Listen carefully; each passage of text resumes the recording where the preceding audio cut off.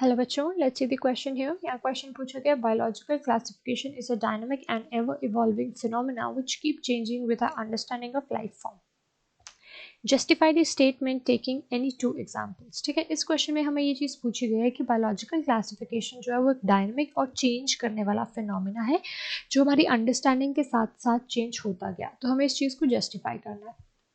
अगर हम बात करते हैं बायोलॉजिकल क्लासिफिकेशन की, तो इस प्रोसेस में हमने क्या किया, अपने ऑर्गेनिजम्स को क्लासिफाई किया। ठीक है, ये एक ऐसा प्रोसेस है जिसमें क्या होता है, जिसमें ऑर्गेनिज्म की क्लासिफिकेशन होती है on the basis of character.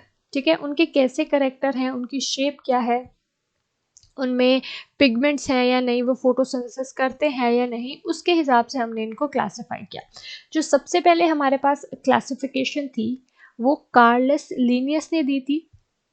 ठीक है, कार्ल लिनियस जो हमारे पास साइंटिस्ट थे, उन्होंने क्या किया था, सबसे पहले टू किंगडम क्लासिफिकेशन दी थी।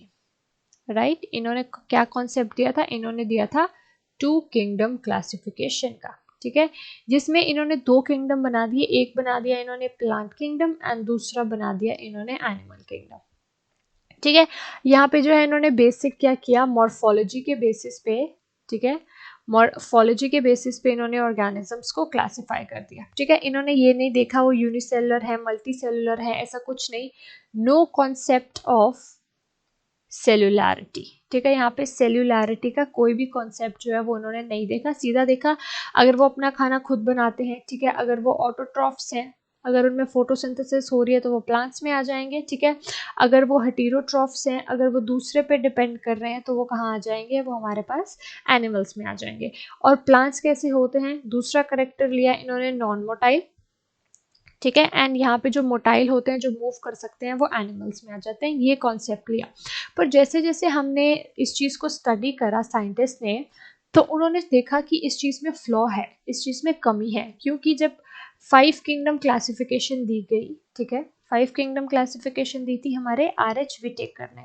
5 किंगडम क्लासिफिकेशन में ऑर्गेनिजम्स को 5 अलग अलग किंगडम में जो है वो प्लेस किया गया। सबसे पहले हमारे पास kingdom Monera, then kingdom Protista, right, kingdom Fungi, kingdom Plantae, kingdom Plantae and last में चाहे हमारे पास हायर कॉम्प्लेक्सिटी वाला किंगडम एनिमेलिया। ठीक है, इसमें कैसी प्लेसिंग की गई, यहाँ देखा गया ये हमारे पास यूनिसेलुलर है।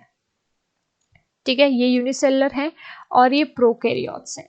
ठीक है, यूनिसेलुलर प्रोकैरियोट्स। अब यहाँ पे देखा गया जो प्रोटिस्टा है ये भी कैसा था, यूनिसेलुलर था और यूकैरियोट था। ठीक है, यूनिसेलुलर यूकैरियोट्स। अब फंगाई जो है ये हमारे पास आ जाते हैं मल्टी सेलुलर। ठीक है, ये मल्टी सेलुलर होते हैं। एंड हमारे प्लांट्स भी कैसे आ जाते हैं, ये भी मल्टी सेलुलर हैं, एनिमल्स भी मल्टी सेलुलर, मल्टीपल सेल्स होते हैं। एंड इन तीनों का यही था कि ये मल्टी सेलुलर यूकैरियोट्स हैं। ठीक है, ये तीनों आपस में मल्टी सेलुलर यूकैरियोट्स आ जाते हैं। राइट, तो अब ये चीज देखी गई यहाँ पे। इनके एग्जाम्पल्स की अगर हम बात करें तो मोनेरा में एग्जाम्पल आ जाता है हमारे बैक्टीरिया का। ठीक है, प्रोटिस्टा में हम एग्जाम्पल ले लेते हैं हमारे अमीबा का, फंगाई में हम यीस्ट का एग्जाम्पल ले लेते हैं, प्लांटे में हम कोई भी ट्री ले लेंगे, एनिमल में हम ह्यूमंस का एग्जाम्पल ले लेते हैं। तो यहाँ देखा गया कि अलग अलग करेक्टर, अलग अलग यूनिसेलुलैरिटी, मल्टीसेलुलैरिटी, प्रोकैरियोटिक यूकैरियोटिक की बेसिस पे हमने जो है वो अलग चीज कर गई। ठीक है, मोनेरा जो है यहाँ पे हमारे पास एनिमल्स में प्लेस किया गया था, पर वो एक यूनिसेलुलर प्रोकैरियोट है, तो हम यहाँ एग्जाम्पल की तरह देख सकते हैं। I hope you understood the question well, thank you.